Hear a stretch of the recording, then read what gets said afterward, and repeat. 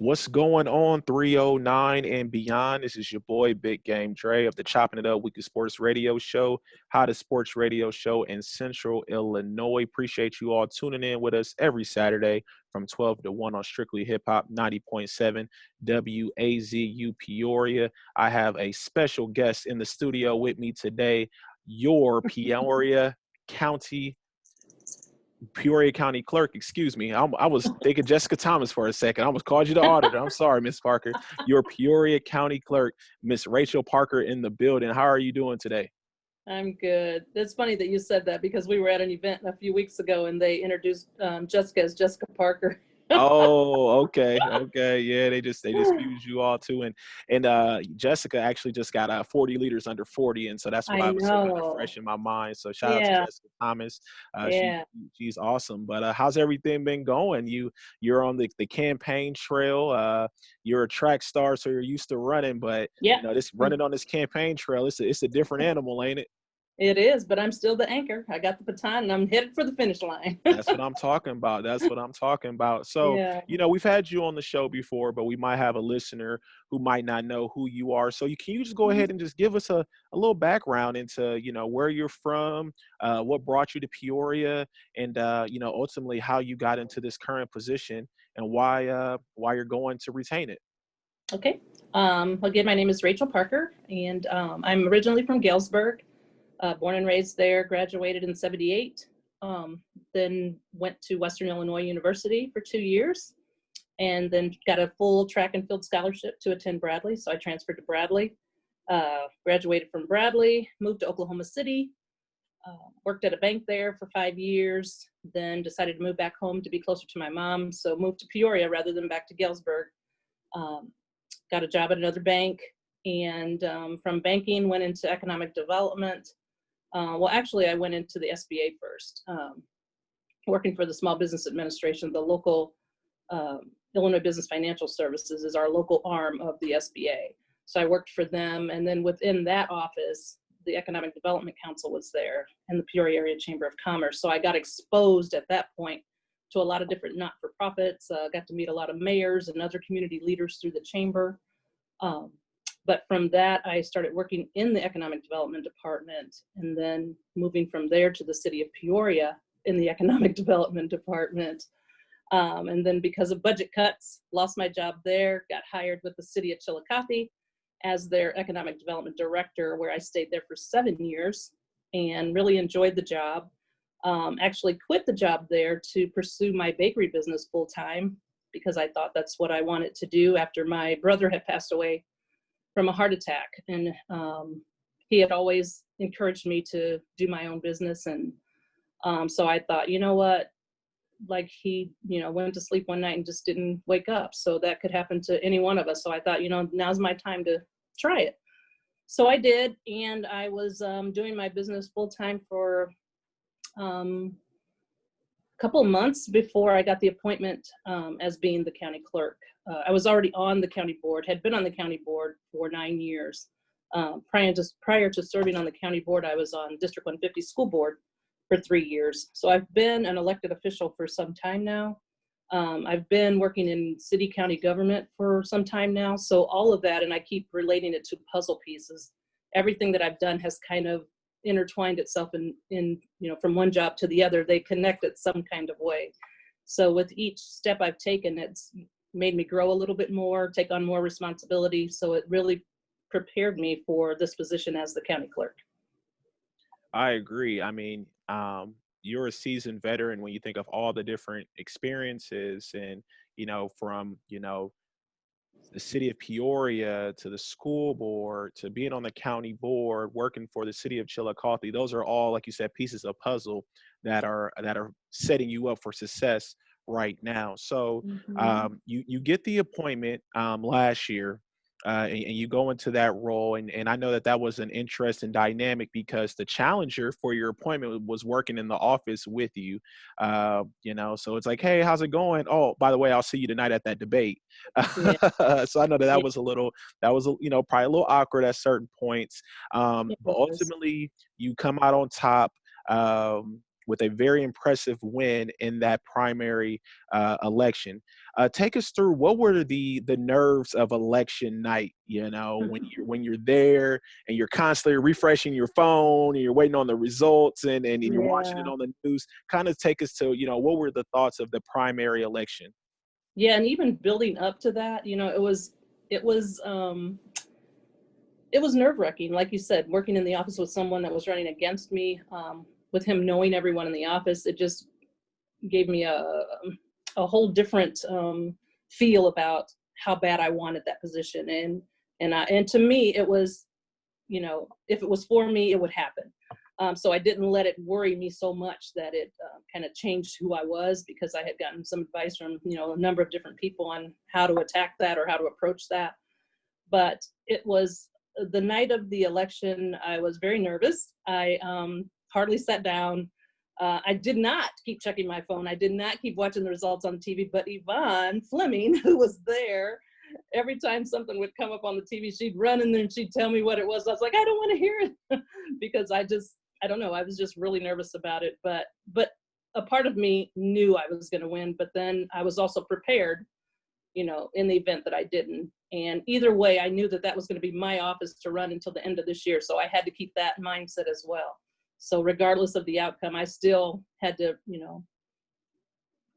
keep that composure and be that leader until the end of the year. So, See, which I had to. that's such an interesting dynamic, and we glad that you won, but obviously potentially losing and then still running the office through the rest of the year and having Yeah, that good sport mentality, which you would have yeah, demonstrated because you are a former athlete, and so you understand that sometimes you win and sometimes you lose, but exactly. sportsmanship is a true testament to your character. But you didn't have to worry about that because you won handsomely Yeah. and you moved on into the general election, which is taking off next Tuesday. If you're under a rock and don't know what next Tuesday is, Yeah. we got a lot of things on the ballot. So you move on from the primary election. You're gearing up for the general election. Hmm. You do have a challenger Hmm. for the position in the general election. So for our listeners who don't realize what goes into campaigning for a Peoria County seat. I don't think people realize that Peoria County is bigger than the city of Peoria. Oh yeah. You have Chillicothe, you have some of these other cities Yeah. that are, Elmwood and yeah, some that are, West Peoria, Bartonville, Bellevue, Glassford, Hannah City, Brimfield, yes, Dunlap. There's a good number of communities that are underneath.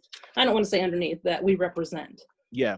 So how do you cast a net over of all those people and let them know who Miss Rachael Parker is and why they should give you their vote? Well, pre-COVID, I was trying to attend a lot of the village board meetings and, different council meetings in these other communities just to introduce myself. Not like truly campaigning, but because I was appointed to the role, then I wanted them to know who I was. And so I was kind of making my rounds to all of those until COVID kind of stopped me from doing that. But from that, it's just, you just have to make phone calls and do it that way, or via email or letters or things of that nature. But my intent is still to go to those communities, at least show up at one of their meetings, if not monthly, quarterly, just so that they know that I'm here and interested. And I still, from way back in the spring, said that I'd like to look to see what services I might be able to take to their community so that they don't have to come into Peoria, or at least just maybe meet at their different libraries, just to kind of tell people like documents that they need to bring into us when they want to get something like their real ID. What do they need for that? Even though we don't issue the real ID, but we do issue that certified birth certificate, that, marriage license, or whatever document that they may need to take to the driver's license facility. So just stuff like that. Yeah, you mentioned COVID-19, and running a campaign is already stressful enough, but now COVID-19 is hit, and you can't Mhm. necessarily do some of that grassroots, door knocking. I know when Right. if you knock on my door, unless you UPS, I ain't answering, and especially if it ain't unannounced. So, can you Yeah. just talk about how you've been able to still be connecting with people, even though you can't necessarily have a large event with 100 people. I know you had an event a couple of weeks ago. You had a Yeah. drive-through event. Talk about some of the innovative things you've been doing to connect with the people in these weird circumstances that is the COVID-19 pandemic. Yeah, it was very hard to kind of come up with something. And so we did come up with the ride up and meet instead of like a regular meet and greet where people could just come by and get some literature, or get a sign or t-shirt or whatever. So that was, a way of doing a fundraiser the best way we knew how. Otherwise, it has strictly been through letters or emails because there's really no other way that we could do that. We did put some door hangers out to some of the neighborhoods with my information on it. So we were able to do that. But that was really about it. The hardest part is raising the funds. People just don't realize how much money it takes to run a campaign. And so, we're constantly saying, we're on Act Blue, so you can go on my Facebook page and donate, hit the donate button and still contribute. We still have bills we're paying for commercials and other print work and things like that. So donations are always welcome. And but yeah, it's been a struggle, but we've done the best we can, and we're working with what we have, and so far it's working out. Yeah, campaigns are expensive, and again, when I talk about that huge net that you have to cast over the county of Peoria, I can only imagine. And you have to be in all those meetings. You have some people who are on social media, so you have a huge social media presence. But you have some Mhm. people who are, they get their information through the local newspaper, or they get their Yeah, information through the news, and so you have to yeah, try to get into those avenues, and those are expensive avenues to get into. They really they are. are. They're They are. very expensive avenues to get into. And So, you try to go to as many things as you can. yep. When you do hear of something, you try to go there at least just to, show your face and be supportive. Because I'm one who believes in, if you truly are a public servant, you should go to as many of those public things as you can, so that people get to know you for who you are, instead of waiting until you're running and then you want to show up for certain events. Because to me, that you're just doing that for one reason, and that's just to get them to vote for you. Whereas when I do it, I'm trying to get out there for them to get to know who I am, and for me to get to know their community. So You make a great point there. Do you think that because you were so organically involved before you were appointed to this position, that is not only helps with your credibility, but also the support that you've been able to get that was illustrated not only in the primary, but also throughout the time you've been going towards the general election? definitely, I think relationships are the most important thing. If you can build that relationship with someone, that's going to carry you a lot farther than anything else, because people are going to know your character and they're going to know you. And people like doing, like I always say with my cake business, people do business with people they know and trust. And so, yeah, you just build that relationship. Yeah, no, I agree. I think that those who are wanting to get into these positions, you have to be organically involved. You can't just pop up when it's election time, because people will see through that. So Yeah. that's Yeah. definitely true. I want to pivot a little bit to now, the functions of the office.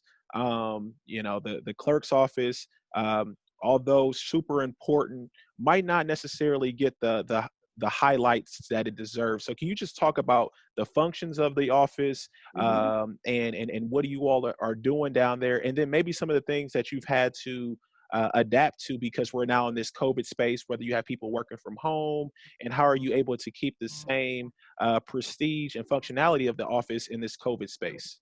Mhm. Well, we are the keeper of vital records, which are, of course, birth records, marriage records, death records, uh, military discharge papers, the DD 214. That information we have. We assist with the liquor commissioner to get liquor licenses to some of the smaller outlying communities. We record all the mortgages. So when you buy a house, we have those documents there, your deed. Um, we work with liens on property. We work with genealogy, some of those services. So we are just basically record keepers, and you have to be very particular because everything has to be, exact, because we hold the legal document. Um, so that's pretty much what our office is all about. As far as COVID and adapting to that, the county did close because of it, but our office continued to run because of the fact that a lot of our services were already online. So a lot of things they could continue to do, and we would receive it in the mail and then finish processing it that way. The one thing we did have to tweak a little bit was the marriage licenses, because you can start it online, but there's a point where you have to bring it in and then show your ID and then sign in front of us and take your oath. And so we did what was called Google Hangouts. And so we allowed people to, we would send the packet to them, and then once they got it, they would call us and we would set up an appointment, then call them back and kind of do like we're doing now. And they would hold up their ID, and then we would watch them sign Oh, the wow. document, and then they would seal it and then, mail it back to us. But yeah, we made that work because we did have a lot of people that wanted to go ahead and get married during that shutdown time. So, and now they're doing, a lot of the judges are doing, well, all of them have to right now, doing it via Zoom, the weddings. They're not doing any inside the courthouse right now. Hey, So it's changed a whole lot. people saving money right now. They like, you know what? I ain't got to invite 200 people that I'm never going to talk Yeah, to after this again. Let's go ahead and do this through Zoom and get married, baby. that's right. That's right. But we've got plexiglass, all now on our counters, and people are allowed to come in, and we've got our markings on the floor 6 feet apart. And we have a schedule that we've created within our office where we clean the keyboards and the countertops and the chair arms of the chair and the door handles and all of that in the morning, and then in the afternoon we do it again. So we're trying to be cautious of people coming in, making sure that our people are protected as well as the people that come into the office. So, and they have to wear your mask, and so things are just different. Gotta Very wear different. gotta wear the mask. Yeah.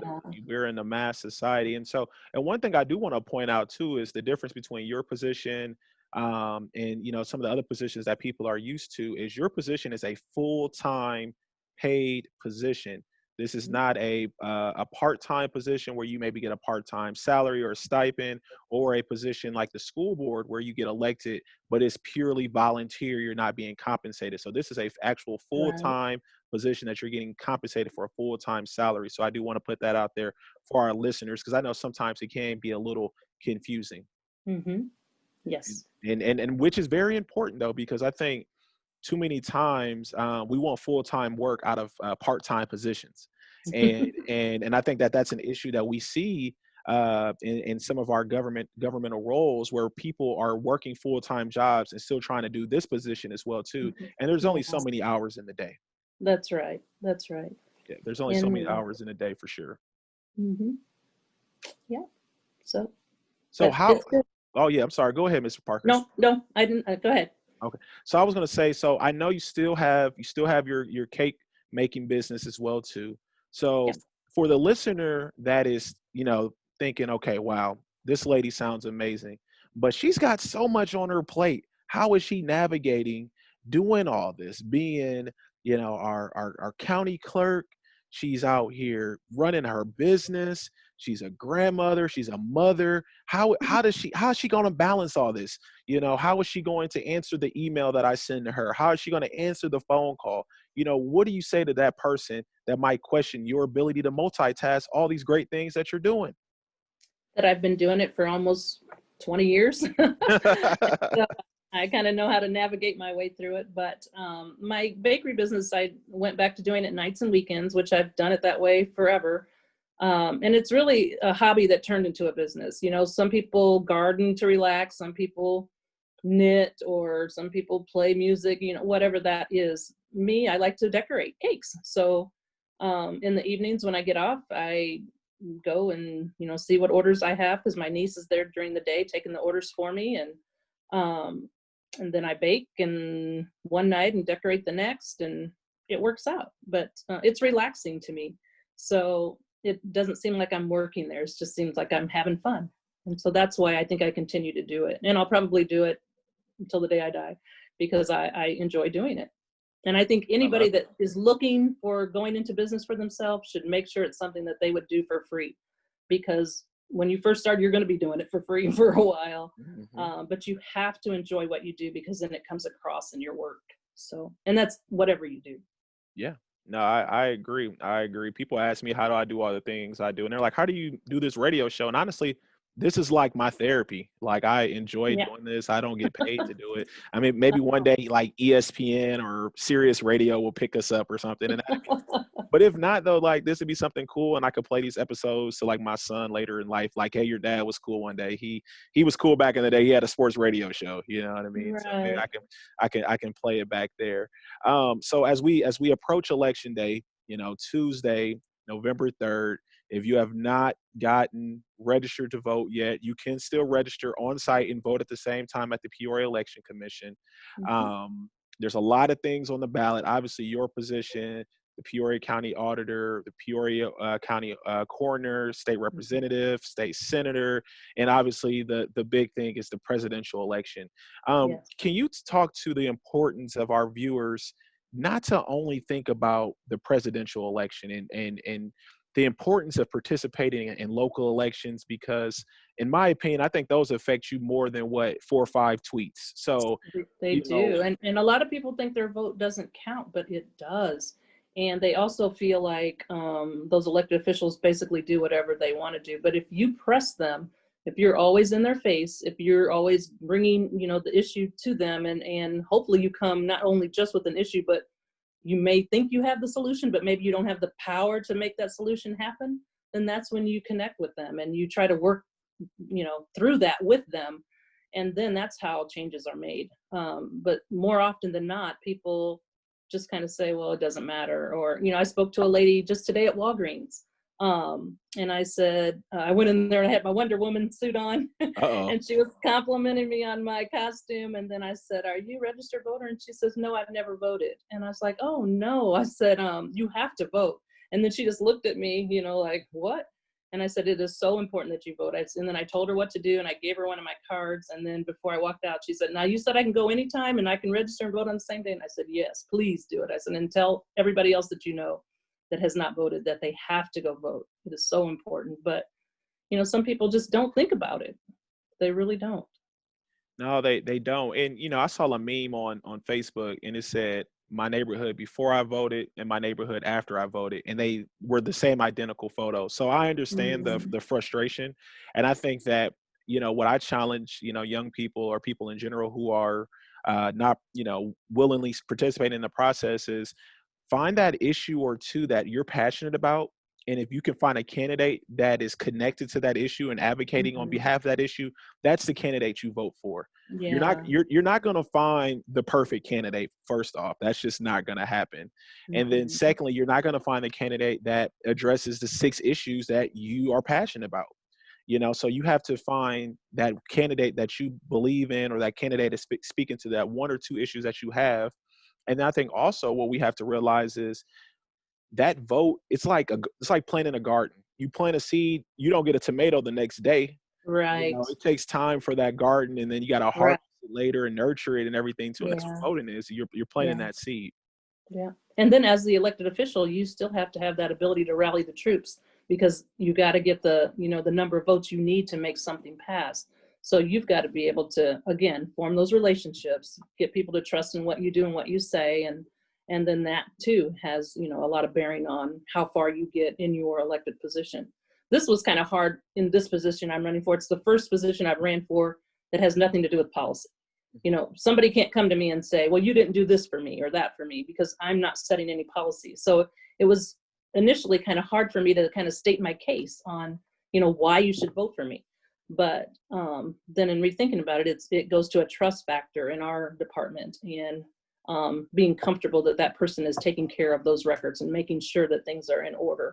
So yeah, it was different, but yeah, voting is very important, and local is way more important than the national, but that's what gets all the publicity. Yeah, yeah. Well, I think you're going to get a lot of people that are going to turn out because of the presidential election, which is great. And they need to make sure that they participate and vote in their local elections. I think that's Yeah. very, very important. So as we get ready to wind down here, Miss Parker, you have stated your case. You are cool as a cucumber. You keep your composure. You are the right person for this job.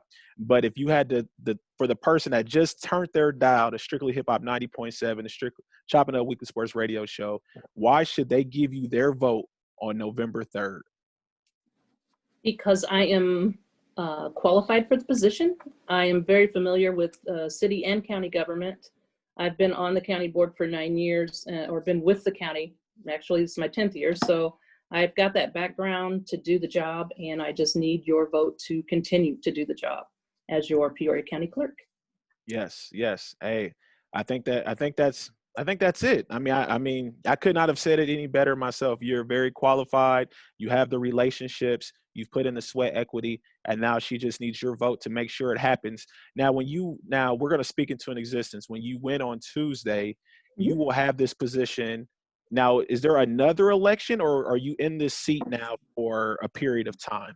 Well, usually it's a 4-year term, but because I'm finishing out Steve Sonamaker's term, Okay. I'm filling the remaining 2 years of his seat. So in 2 years, I'll have to run again, and then it will be for 4. So it's normally a 4-year term. So in 2 years, I'll be right back here asking for your vote again um, to remain the clerk. But, if people vote for me today, you asked if somebody didn't know, they could be a part of history because there's never been a person of color that has been elected to this position. And so your vote would be a part of history. And so I would say that that's one um, positive thing to, get people to get out and vote. And then also, it's been 195 years that the county has been in existence. Mm. And that is a long time to never have had a person of color in that position. So it's time. And I think we're ready for it. Be on the right side of history. Here it is. You heard it here. You got to want to be on the right side of history. And I've already am on the right side of history. I voted already on the first day of early voting, so I already took care of that. My whole team did as well for you. So we we That's good. we definitely took care of you in that regard there. So you want to go ahead and shout out your social media real fast, and also I know you say you have a donation link. You're still accepting donations, so if you Yeah. want to give that information out real quick. Yeah, we just have the Facebook page. It's Friends of Rachael Parker. And on that page, you will see a Act Blue donate button, and we will truly accept any donation that you may want to give us. Also, I'd like to say the NAACP is offering rides to the polls on Election Day from 8 to 5. On Election Day, again, is Tuesday, November the 3rd. But from 8 to 5, you can call 672-6344 and get a ride to the poll if you need it. Yes, yes. And remember on election day, depending on where you register, you have to go to your precinct that day. But that information is out there, those polling places. Today, being Saturday, you can do some weekend voting this weekend as well too. So I know Mhm. today's Halloween, but you will be able to vote up until I believe 5 o'clock at the Peoria Election Commission, and I Mhm. think they're going to be open 9 to 5 again on Sunday. And the Peoria Election Commission is located at 4422 Brandywine Drive, Suite 1, over there by Northwoods Mall. So go ahead. If it was me and I haven't voted yet, I would weekend vote because I think Tuesday is going to be pretty packed, which it should be. So go ahead and take care of that weekend voting, and that way on Tuesday you just sit back and chill and watch the results come in. That's right. Yep. Are we doing a special watch party or anything, or we're going to kind of keep it low key with because of COVID and Well, everything? right. Because of COVID, we can't do what we really want to do. So yeah, it'll probably just be my campaign team gathered together and just watching the results come in. All right, all right. Well, we're gonna speak victory into existence, and Yes, we'll celebrate later with some cakes and that's right. maybe some adult beverages, and when we bring this thing home. So, well, Miss Parker, I appreciate you tuning in today, or coming on the studio, excuse me, and get out there and vote for Miss Rachael Parker to be your Peoria County Clerk. She is qualified. She is ready to lead, and it's just a no-brainer. It's just a no-brainer. So we appreciate you. Stay tuned in with us, you all. We'll be right back with some music. We'll talk a little bit more sports in a little bit. Chopping Up Weekly Sports Radio Show, hottest sports radio show in Central Illinois.